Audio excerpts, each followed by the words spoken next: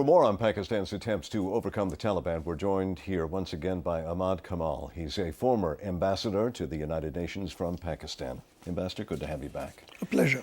Before Iran sort of took over the headlines, Pakistan, of course, was very much the focus of concern as it went up against the Taliban. There was a major offensive that was launched in the Swat Valley.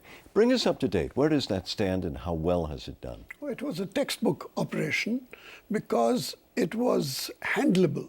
Swat is a settled area. What the army did was to seal all the exits and then go in with a major military operation. So the operation itself was a total success. To keep the Taliban from infiltrating back, though, what does Pakistan have to do? It'll have to keep a military presence in Swat.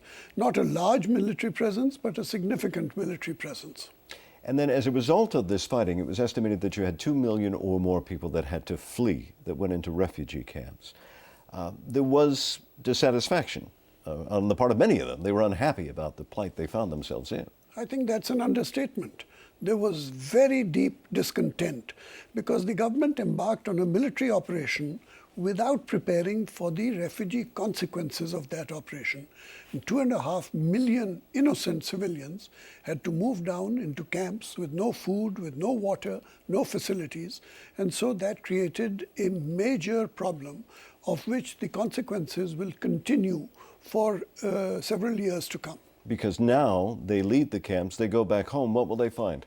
They find nothing. Their homes are gone, their fields are not functional, and so they will have to depend on governmental assistance for at least 6 months, if not more.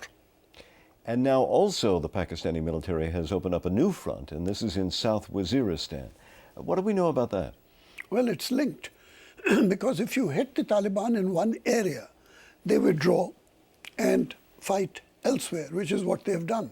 They've withdrawn from Swat and are now back in Waziristan. And if there is an operation in Waziristan, which incidentally has started, then they will withdraw from there and go back into Afghanistan.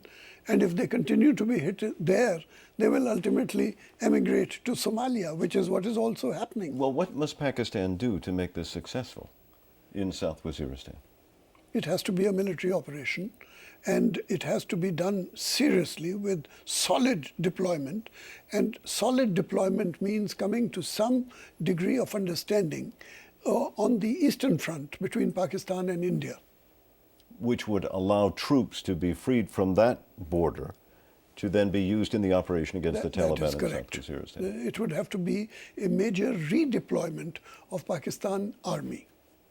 Ambassador Kamal, as always, we appreciate your insight. Thank you. Thank you.